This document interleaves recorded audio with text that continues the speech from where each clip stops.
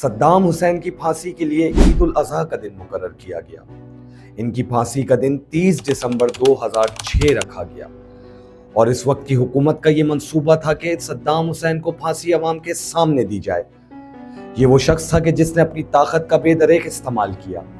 یہ اتنا با اثر تھا کہ 2 ملکوں پر حملے بھی کر چکا تھا، اور یہ وہ شخص تھا جس نے امریکہ جیسے پاورفل ملک کی ناک میں دم کر رکھا تھا۔ یہ وہ شخص تھا جس نے عالمی طاقتوں کی آنکھوں میں آنکھیں ڈال کر بات کی اور پھر بعد میں عالمی طاقتوں کی سازشوں کی زد میں آ کر لقمہ اجل بن گیا۔ اس کی پھانسی پر اپنے ہی لوگ جشن منانے لگے۔ اس کے اس دنیا فانی سے کوچ کرنے کے بعد بھی آج بھی یہ ملک سنبھل نہ سکا۔ بے امنی اس ملک کا مقدر بن چکی تھی۔ آج اس ویڈیو میں ہم بات کریں گے ایک ایسے جانباز صدام حسین کی جو عراق کا صدر تھا اور اس نے تیل سے مالا مال ملک کی حکمرانی کی۔ عراق میں سے کوئی چیلنج نہیں کر سکتا تھا۔ پورے عراق پر اس کا کنٹرول تھا۔ مخالفین اس کے نام سے بھی کتراتے تھے۔ یہ 28 اپریل 1937 کو عراق کے ایک چھوٹے سے گاؤں میں پیدا ہوا۔ صدام حسین کی پیدائش سے پہلے ہی اس کے والد اور بھائی کینسر جیسی بیماری سے لڑتے لڑتے مر چکے تھے۔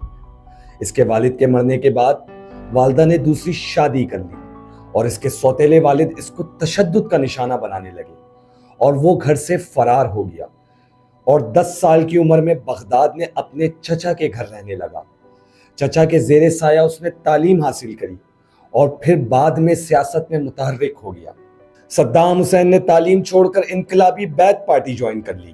یہ بہت چھوٹی سی پارٹی تھی۔ اس پارٹی کا اندازہ آپ اس کے اراکین کی تعداد سے بھی لگا سکتے ہیں، جو صرف 300 اراکین پر مشتمل تھی۔ ان کی پارٹی جوائن کرنے کے 1 سال بعد بادشاہت اور ملوکیت کا خاتمہ ہو گیا۔ صدام حسین نے منصوبہ بنایا صدر کو قتل کر دیا جائے۔ اس نے اپنی ہی پارٹی کے لوگوں کے ساتھ مل کر صدر پر قاتلانہ حملہ کیا، مگر وہ بچ گیا۔ اس کے بعد صدام حسین پکڑے جانے کے خوف سے ملک سے فرار ہو گیا۔ جب صدام حسین کی پارٹی کی حکومت واپس آئی تو وہ واپس آ گئے۔ ابھی حکومت بنے 13 ہی دن ہوئے تھے کہ انہوں نے وہ قدم اٹھایا جو آج بھی موضوع بحث رہتا ہے۔ کہا جاتا ہے کہ عبدالرزاق النائف اس وقت وزیر اعظم تھے۔ خطرہ تھا کہ وہ بغاوت میں کردار ادا کر سکتے ہیں۔ صدام حسین نے جلا وطنی کے دوران ہی انہیں کسی ملک میں قتل کروا دیا۔ اب صدام حسین عراق کے طاقتور ترین شخص بن چکے تھے۔ عراق کا صدر ایک بوڑھا شخص تھا، مگر پارٹی کے تمام تر معاملات پردے کے پیچھے سے صدام حسین چلاتے تھے۔ عراقی فوج میں جنرل کا عہدہ بھی پا چکے تھے۔ طاقت پر اپنی گرفت مضبوط بھی کر چکے تھے۔ آخرکار 16 جولائی 1979 کو صدام نے صدر کو استعفیٰ دینے پر مجبور کر دیا اور خود ملک کے صدر بن گئے۔ اب وہ عراق کے صدر تھے اور فوج کے سپریم کمانڈر بھی۔ صدر بنتے ہی انہوں نے اپنی پارٹی سے غداروں کو صاف کرنے کا فیصلہ کیا۔ 16 جولائی کو وہ صدر بنے۔ ٹھیک 6 دن بعد 22 جولائی کو بیعت پارٹی کا اجلاس طلب کر لیا۔ اس پارٹی میں ڈبل گیم کرنے والے 68 رہنماؤں کے نام پڑھ کر سنائے گئے۔ ان تمام بے وفاؤں کو غدار کا لیبل لگا کر کمرے سے نکال دیا گیا اور پارٹی سے برطرف کر دیا گیا اور ان کو حراست میں لے لیا گیا۔ بعد میں ان کو سزائے موت سنائی گئی، لیکن سزائے موت سے پہلے ہی فائرنگ اسکواڈ سے ان کو قتل کروا دیا گیا۔ ادھر صدام حسین اقتدار میں آئے تو ادھر امام خمینی ایران میں اپنی حکومت قائم کر چکے تھے۔ دونوں کی پرانی مخالفت تھی۔ 1980 میں صدام حسین نے ایران پر حملہ کر دیا۔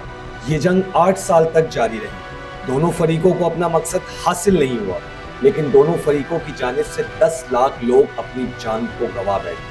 ایران سے جنگ ختم ہوتے ہی اس نے کوویت سے پنگا لینا شروع کر دیا۔ اس نے کوویت سے مطالبہ کیا کہ وہ عراق کا قرضہ معاف کر دے۔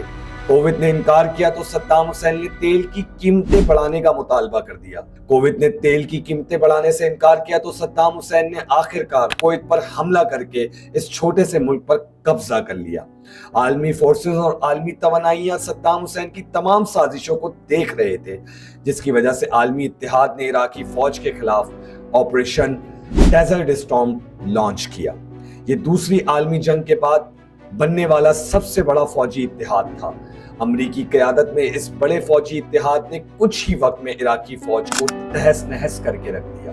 جنگ کے بعد صدام حسین نے کسی بھی ملک پر حملہ کرنے کا نہیں سوچا۔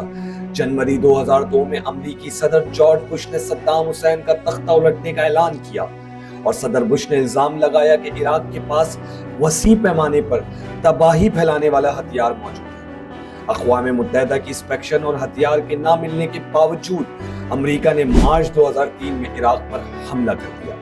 3 ہفتوں میں صدام حسین کی 24 برس کی حکمرانی بکھر گئی، اس کی فوج پارا پارا ہو گئی۔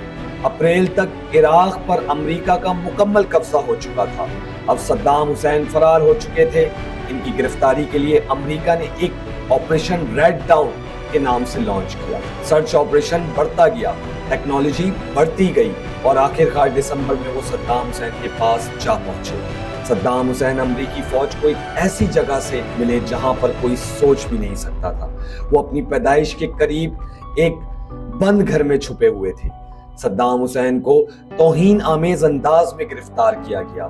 جب انہیں وہاں سے نکالا گیا تو ان کی داڑھی پڑی ہوئی تھی، ان کے بال بھی بہت لمبے ہو گئے تھے۔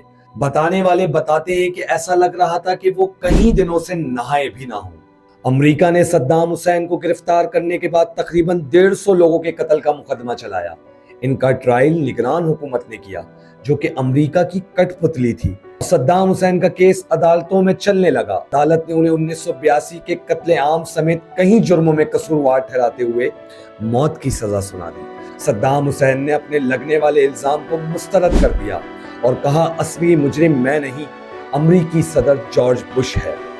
پہلی پیشی پر جب عدالت نے صدام حسین کو کہا کہ وہ اپنی شناخت کروائیں تو صدام حسین نے جج کو مخاطب کرتے ہوئے کہا کہ تم ایک عراقی ہو، تمہیں اچھی طرح پتا ہے کہ میں کون ہوں۔ ٹرائل کے دوران صدام حسین اس بات پر ڈٹے رہے کہ وہ اب بھی عراق کے آئینی صدر ہیں۔ ایک جج نے جب انہیں سابق صدر کہا تو انہوں نے اس جج کو یاد دلا دیا کہ وہ اب بھی عراق کے صدر ہیں، لہٰذا ان کو سابق عراقی صدر نہ کہا جائے۔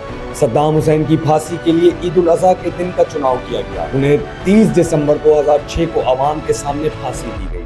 لوگوں نے موبائل فون کے ذریعے ان کی ویڈیوز بنائی جو منٹوں میں ہی پوری دنیا میں وائرل ہو گئی، اور یوں صدام حسین صاحب کی زندگی کا چراغ بند ہوا۔ اسی طریقے کی ویڈیوز دیکھنے کے لیے ہمارے چینل کو لائک اور سبسکرائب کیجیے اور بیل آئیکن کو دبا دیں تاکہ آپ تک آنے والی تمام ویڈیوز بآسانی پہنچ سکیں۔